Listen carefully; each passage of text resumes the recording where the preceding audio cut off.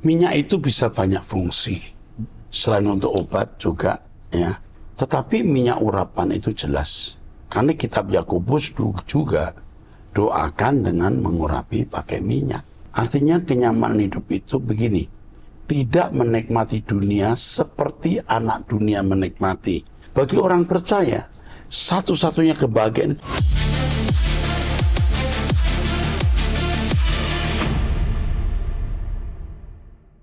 Shalom saudara, kembali kita mengikuti Abam. Kita masuk episode 1172. Saya ditemani oleh pendeta Dr. Andris. Mari kita mulai. Baik Pak, dari wanita usia 53 tahun, sudah menikah, memiliki 2 anak dari Sumatera Selatan, Jemaat Gereja Karismatik. Shalom Bapak Erastus Sabdono dan semua yang terlibat dalam tim Abam yang saya hormati. Pertama, saya ingin menyampaikan dulu kemurahan Tuhan lewat doa Bapak Eras. Sebelumnya, saya pernah bertanya di Abam. Saya ingin mengucapkan terima kasih kepada Pak Eras yang mendoakan anak saya agar masuk perguruan tinggi negeri. Melalui ujian mandiri, anak saya bisa lolos di salah satu universitas negeri. Sekarang anak saya sudah mau ikuti mendengar Abam dan khotbah Pak Eras melalui online. Anak saya berkata, kalau ada gereja GSKI di Yogyakarta, dia ingin beribadah di sana. Apakah ada GSKI di Jogja, Pak? Malam ini saya mengikuti ibadah 2 puasa 23 Agustus 2024. Saya sangat sedih mendengar Pak Eras ingin pamit selama 1 bulan tidak melayani, mau berdoa sendiri dan tidak boleh ada yang tahu Bapak di mana. Saya terus menangis sampai doa puasa selesai. Kami jemaat online pasti akan merasa kehilangan Bapak. Saya bangun pagi sekali dan ketika saya memasak pukul 4, saya sudah mengikuti ibadah GSKI dari Tomohon, kemudian saya lanjut dengan doa pagi Pak Eras pukul 5. Saya tidak mau kehilangan berkat dari Bapak Eras. Selama di perjalanan ke sekolah, saya pakai headset, mengikuti penyembahan, dan menerima berkat ketika sampai di parkir sekolah. Saya kenyang mendapat sarapan pagi dari Pak Eras. Sore pulang sekolah, saya menonton ulang Abam dan Wanita Surgawi. Menjelang malam, saya ikut ibadah suara kebenaran dan yang lainnya. Pak Eras, kami butuh Bapak menasihati kami. Walaupun keras firman yang Bapak sampaikan, tapi waktu Bapak bertanya, apakah siap dipanggil daripada hidup mendukakan Tuhan, saya ucapkan siap. Pak, kami sekeluarga ada rencana pergi ke Jakarta pada bulan Desember, jika Tuhan berkenan untuk minta pelepasan dari Bapak Eras, karena sampai sekarang roh jahat yang menempel di anak perempuan saya masih mengganggunya. Apa yang harus kami lakukan, Pak, sebelum kami datang ke Mall Arta Gading? Secara manusia, saya seperti tidak sanggup, Pak. Saya sudah capek. Suami saya belum serius mengikuti penyembahan di rumah. Apakah karena suami saya belum benar-benar pelepasan sehingga roh jahat yang menempel di anak saya belum lepas? Apa yang harus saya lakukan? Demikian pertanyaan saya Pak Eras serta tim. Terima kasih dan Tuhan Yesus memberkati. Nanti di telepon saja Ibu Lan, bisa pelepasan lewat video call. Ya, kalau nanti ke Jakarta kita layani, ya.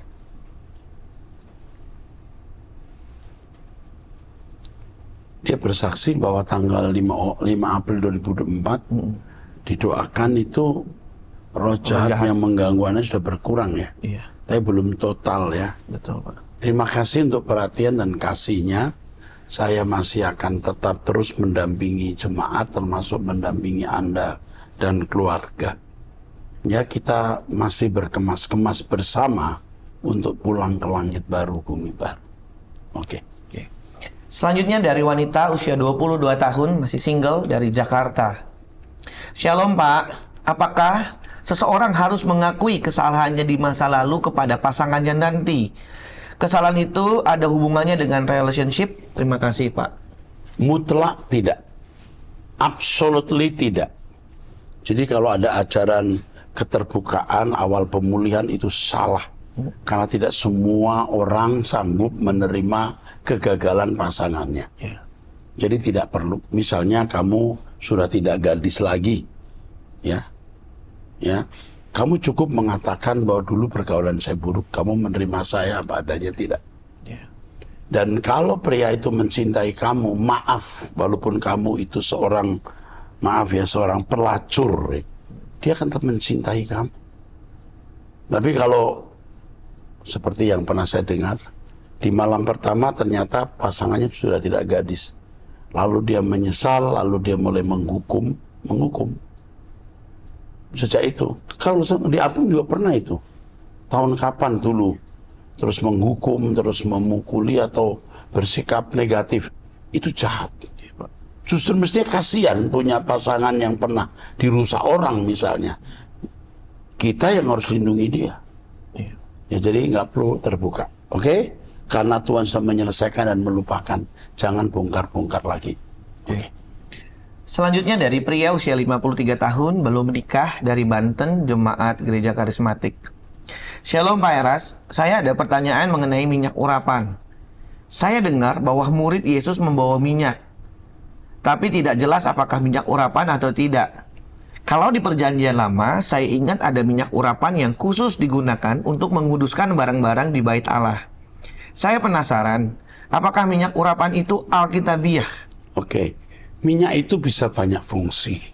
Selain untuk obat juga, ya. Minyak itu memiliki multifungsi, apalagi minyak zaitun. Tetapi minyak urapan itu jelas. Karena kitab Yakobus juga doakan dengan mengurapi pakai minyak. Oke?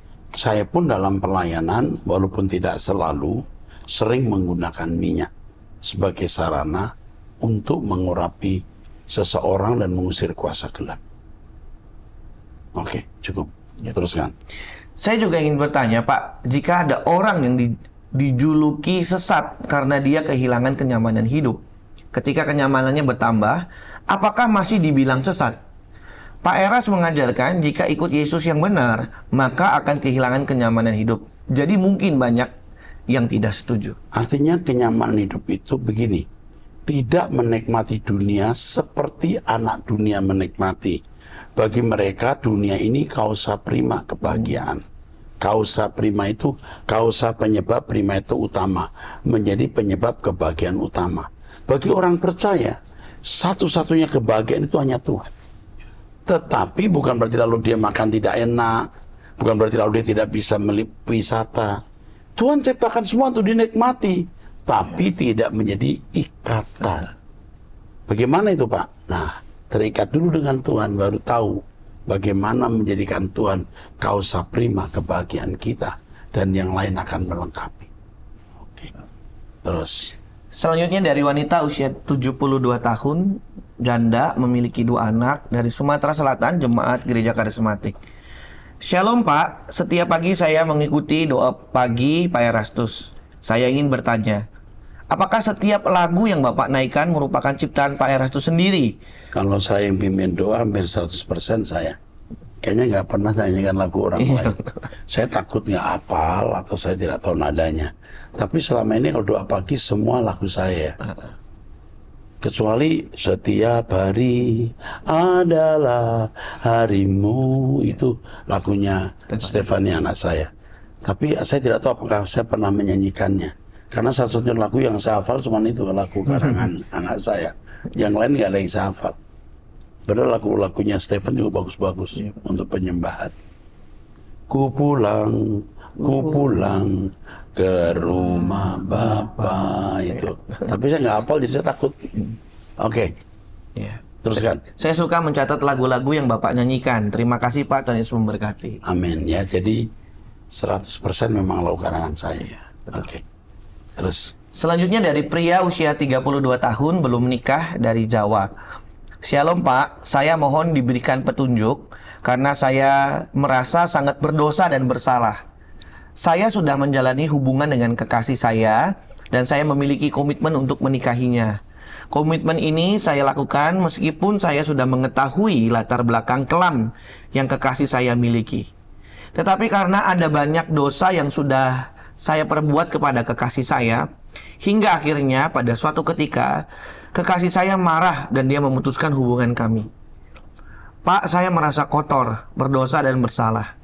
Saya meminta pengampunan Tuhan, tapi saya tetap harus bertanggung jawab atas apa yang sudah kami perbuat. Apakah saya harus menikahinya, Pak? Sampai saat ini saya berusaha untuk betul-betul kembali hingga hubungan kami pulih. Bila nanti tetap tidak kembali, apakah saya akan harus tanggung kesalahan ini seumur hidup, Pak? Bila saya menikah dengan orang lain pun, saya akan merasa bersalah seumur hidup. Saya tidak ingin saya dan orang yang saya cintai ini sama-sama celaka di hadapan Tuhan, Pak. Mohon bimbingannya, terima kasih, Tuhan memberkati. Oke, saya mau tanya, kamu banyak dosa yang sudah kamu perbuat pada kekasihmu ini sampai dia memutuskan hubungan. Ini dosa ini apakah hanya hubungan seks berdua, atau sementara kau punya hubungan dengan dia, kamu membangun hubungan dengan orang lain yang membuat dia memutuskan. Betul.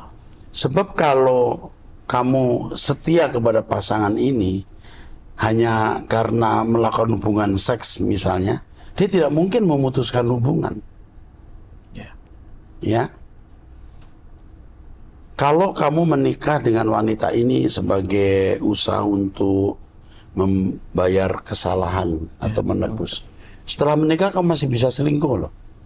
Kalau kamu melakukan perselingkuhan pada waktu pacaran, kamu juga akan melakukan perselingkuhan pada waktu sudah menikah.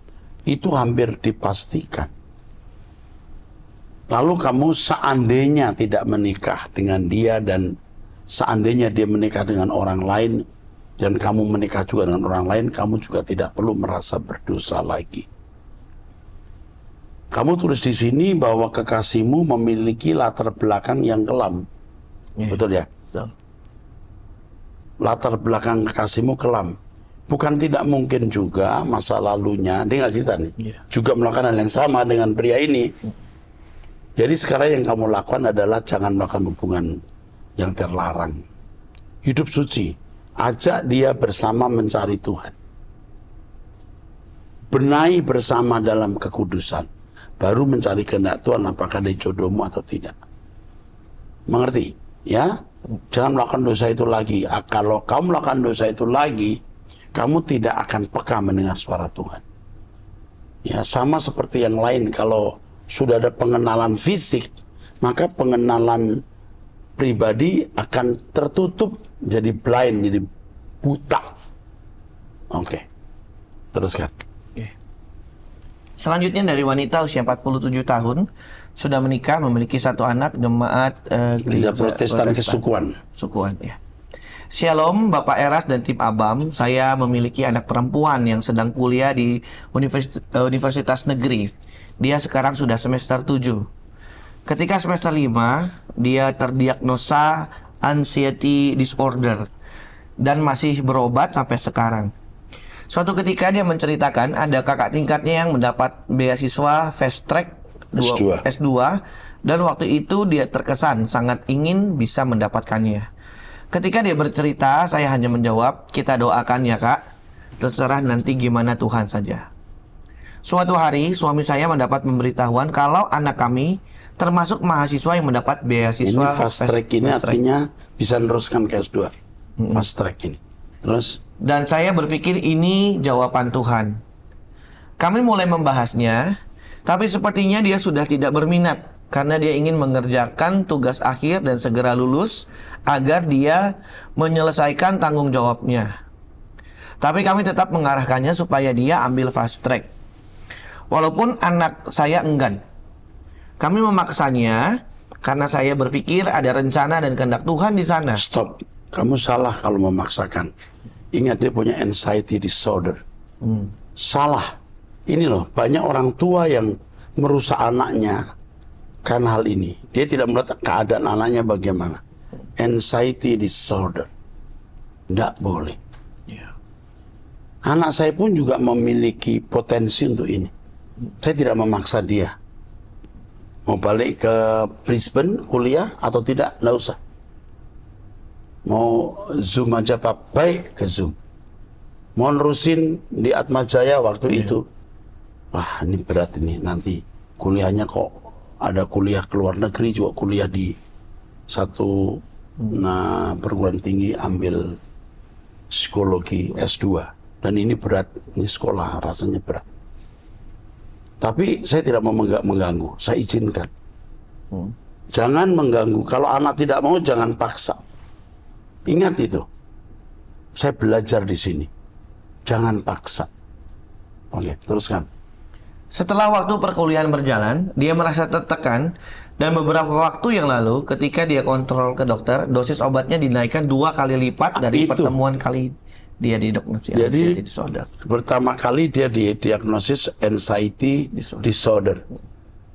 Nah, betul kan? Nggak boleh. Jangan paksa. Bahkan bagi Bapak Ibu saudara-saudara yang punya anak mengalami semacam ini, ya, saya nggak tahu anak saya apa jenisnya ini atau apa, tapi ada potensi depresi atau tekanan. Ya tentu sekarang sudah hampir sempurna atau sempurna. Saya hanya suka pegang begini.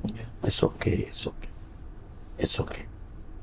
Kita nggak bisa bilang ini, kamu tadi pakai Tuhan. Nah, itu nuntut. Itu akan bertambah tekanannya. Nggak apa-apa, kamu akan diberkati Tuhan. Itu pun juga bisa apa? Diberkati. Mendingan, oke, nah it's okay, it's okay. Ini penting sekali untuk orang tua, ya. Kalau anak kita banyak makan, dia stres, nggak bisa bilang, jangan banyak makan nanti kamu gemuk, nggak boleh. Kita bilang, it's okay, it's okay. Malam-malam pesan makan, kita nggak bisa bilang, jam berapa ini? It's okay. Terus beberapa hari ini dia mengeluh sudah tidak kuat menjalani perkuliahan. Tuh, ya kan? Apalagi S2 terus dan menyalahkan kami karena memaksanya. Kami merasa bersalah dan kami meminta maaf kepadanya meskipun dia enggan memaafkan kami. Iya, sering dia sulit memaafkan karena merasa dia sudah jadi korban. Kami tetap berusaha menasihatinya. Saya anjurkan dia untuk ikut doa pagi dan mengambil waktu untuk diam serta berdoa. Tapi saat ini anak kami ini belum bisa menerima semua masukan kami karena dia masih belum menerima. Jangan paksa ikut doa pagi. Ini juga akan memberi tekanan. Terus bahwa sekarang beban perkuliahannya bertambah banyak karena kami. Apa yang harus kami lakukan dan katakan kepadanya ya Pak?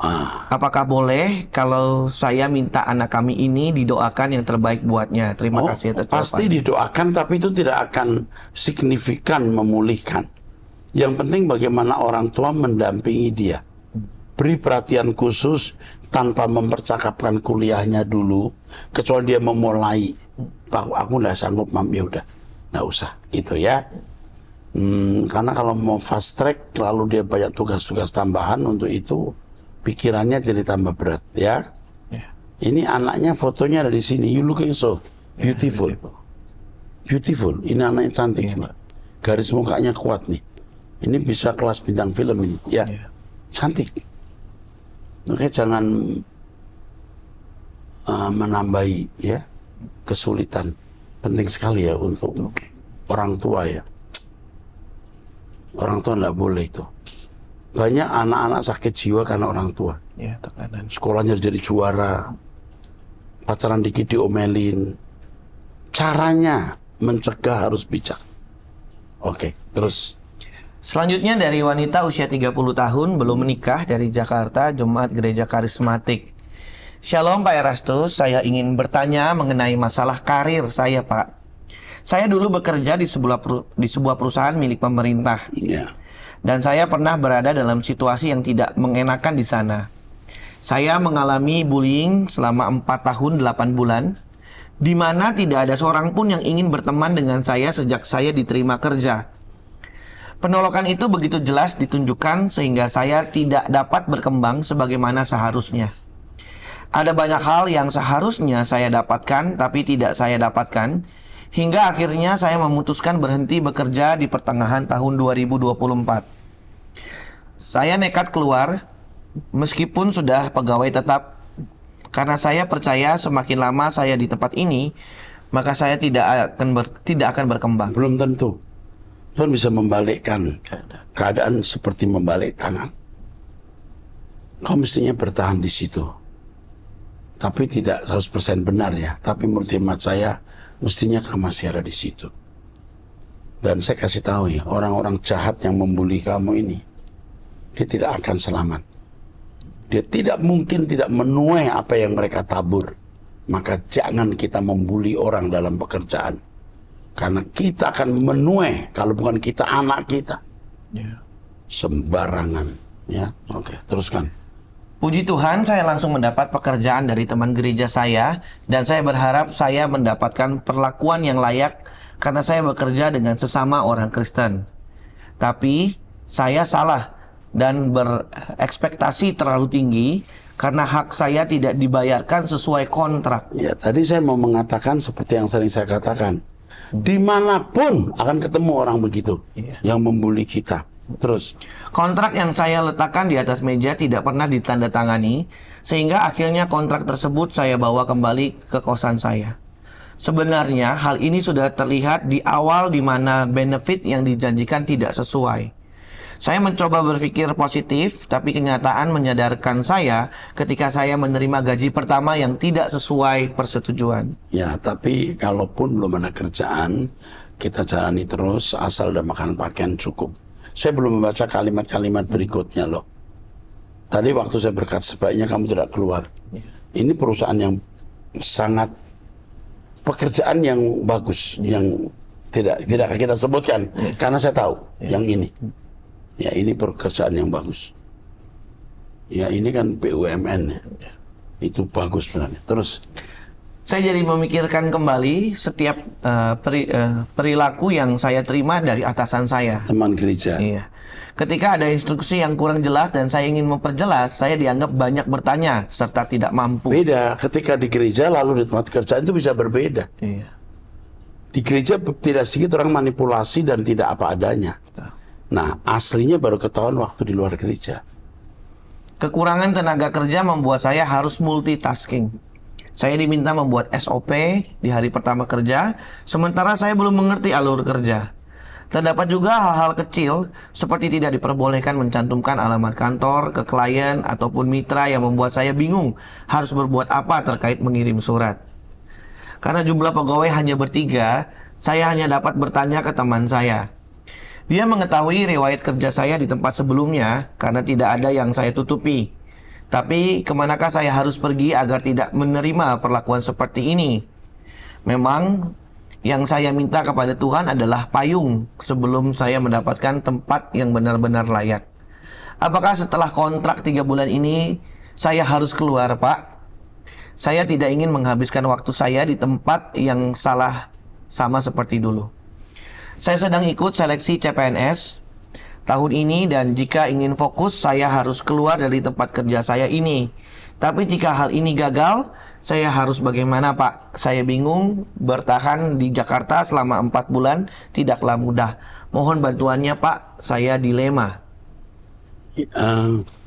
Kamu kerja di tempat yang baru ini berat karena itu teman seiman, ya. Teman di gereja, tapi juga atasan. Jauh kamu under pressure. Wah, ini berat. Kamu lebih baik memang kerja di tempat lain. Yang penting sekarang begini, nak. Kamu ikut doa pagi, doa puasa, dengarkan khotbah saya. Tuhan tidak akan meninggalkan kamu. Itu dulu kamu lakukan sambil kamu mencari pekerjaan di luar pekerjaanmu sekarang ini. Sekali lagi mestinya kamu tidak keluar dari pekerjaan kamu yang pertama. Oke? Dan ini sering terjadi di banyak orang. Karena sombong, karena tinggi hati, atau karena tidak kuat mendapat bullying, dia pindah. Padahal bullying itu sarana menyempurnakan kamu. Oke? Itu saja. Doa, minta petunjuk Tuhan dan Tuhan tidak akan melupakan kamu. Oke. Selanjutnya dari wanita usia 50 tahun, janda, 2 anak dari Jawa Barat, GSKI online. Shalom Pak Pendeta Erastus, Bapak rohani kami. Anak saya terjerat komunitas game online di luar Kristen. Apakah di GSKI ada komunitas game anak remaja, tapi nantinya bisa diarahkan ke kegiatan yang positif? Mohon bantuan Bapak dan tim, Bapak Elohim Yahweh memberkati Pak Erastus, keluarga dan pelayanan Bapak. Ini tolong dihubungkan ke bagian pemuda ya, supaya dilayani pribadi. Cuman saya mau bicara kepada orang tua yang anaknya kena game online lah, apalah. Orang tua harus menghadirkan Tuhan. dalam rumah tangga dan atmosfer kerajaan Allah mesti melingkupi di dalam keluarga. Kalau tidak bisa. Ya. Iya. Ketika anak kita tidak bisa terbimbing, kita harus salahkan diri kita dulu. Bukan salahkan anak. Nah sekarang untuk menebus kesalahan kita, yuk kita cari Tuhan lebih sungguh-sungguh. Lawan kesulitanmu dengan kesucian. Oke. Selanjutnya dari wanita usia 25 tahun belum menikah dari Jakarta, Jemaat GSKI. Shalom Pak, saya memperhatikan kalau manusia itu cenderung bangga kalau berbuat hal yang tidak baik dan tidak berkenan di mata Tuhan. Saat orang bersaksi dan bercerita tentang tindakan masa lalu mereka yang tidak baik, mereka bisa senyum bangga kepada orang. Sebelum mengakhiri kesaksian dengan berkata, ya itu pengalaman hidup lah, sekarang udah tua, udah tobat. Saya berikan contoh ya Pak, ada kakek-kakek yang pada saat kumpul keluarga menceritakan bahwa waktu dia muda, dia sering clubbing. Hampir semua tempat clubbing, keren. Kakek datangi disertai dengan perkataan, ya rokok mah kakek dari SMP. Di kelas kakek cowok pertama yang berani rokok loh. Pacar kakek banyak banget loh. Setiap bulan ganti-ganti. Ya tapi itu dulu ya sebelum ketemu nenek. Jadi begini, ada orang yang menceritakan masa lalu untuk berkat dan kesaksian. Tapi menceritakan masa lalu untuk kesombongan. Ini untuk kesombongan. Jadi belum tentu orang yang menceritakan masa lalu yang buruk itu negatif. Ya tergantung motivasinya dan maksud ya menceritakan itu. Oke. Menurut Bapak, apakah setiap orang itu perlu berbuat kemelesetan dulu agar bisa jadi kesaksian bagi orang lain? Semua orang pasti meleset. Nggak ada yang nggak meleset. Oke. Apakah kemelesetan yang dialami dalam hidup seorang itu memang sudah diizinkan Tuhan terjadi dalam hidup supaya lebih kuat karakter manusia tersebut? Bukan diizinkan, dibiarkan. Karena Tuhan punya tatanan, yaitu memberi kehendak bebas kepada manusia. Jadi bukan Tuhan yang mengizinkan. Membiarkan bisa, karena itu pilihannya masalahnya. Sebab Tuhan tidak ingin sebenarnya. Kalau diizinkan kan seakan-akan Tuhan merestui. Kalau membiarkan, Tuhan tidak merestui, tapi apa boleh buat? Karena itu keputusannya. Apakah semua manusia harus melewati banyak kemelesetan agar bisa menjadi saksi bagi orang lain? Semua orang kita meleset, tidak ada orang yang tidak meleset. Apakah aneh Pak, jadi orang yang tidak mau berbuat tidak benar? Pasti ada tidak benarnya sebelum kita benar. Karena saya lihat banyak orang bangga berbuat yang kurang baik. Bahkan saya melihat bahwa orang yang rajin pelayanan belum tentu mau didoakan jadi anak kudus, suci, tidak nakal-nakal, karena tidak ingin berkesan menjadi lelaki yang alim sekali. Dunia sepertinya senang melihat hal-hal yang salah. Ya, kamu kebetulan melihat orang-orang seperti itu dan memang kebanyakan begitu. Tapi ada orang yang tidak seperti yang kamu lihat. Tetapi saya tidak suka, Pak. Hati saya bergejolak dan merasa salah ketika melihat orang dibully walaupun alasannya bercanda. Iya, betul. Tidak boleh begitu. Kamu baik, benar. Saya tidak bisa ikut senang dengan apa yang orang lain anggap wajar, namanya anak muda. Tidak baik. Membuli orang apapun walaupun jadi lelucon, orang lain lucu, bayarnya mahal. Yang bayar itu yang dibully. Iya. Misalnya ada orang palanya botak. Botak lu, botak. Orang ketawa. Tapi yang membayar harganya si botak itu. Iya. Itu tidak boleh. Kalau misalnya gini, ada orang yang jalannya letoy. Aduh kamu letoy amat sih. Kayak bencong. Orang ketawa. Emang dia juga jalannya begitu. Itu menyakiti. Tidak boleh. Jadi lelucon joke yang membuat orang harus membayar. Itu tidak boleh. Apakah saya aneh, Pak? Saya hanya suka melihat yang baik-baik saja dan tersentuh ketika melihat kebaikan. Kamu pasti orang yang sedang bertumbuh dalam kebenaran. Sebab Tuhan pasti sedang mendewasakan kamu. Oke. Saya tidak tahan melihat yang sadis-sadis. Kadang saya berpikir kepada diri sendiri, di mana hati nurani mereka ketika saya melihat orang korupsi, memfitnah, serakah, memposting foto vulgar dan membuli. Ya, kamu tidak bisa mengerti karena kamu tidak memiliki atau tidak pernah memiliki perasaan seperti mereka. bagus karena kamu dipersiapkan masuk kerajaan surga. Terima kasih Pak, maaf jika pertanyaan saya kepanjangan, walaupun baru satu topik saja. Nanti saya bertanya lagi ya Pak, Tuhan memberkati Siap. Pak Eras. Tuhan berkati sayang, Tuhan berkati kamu. Baik saudara, kita akhiri sampai di sini, kita masuk di episode yang akan datang. Tuhan memberkati.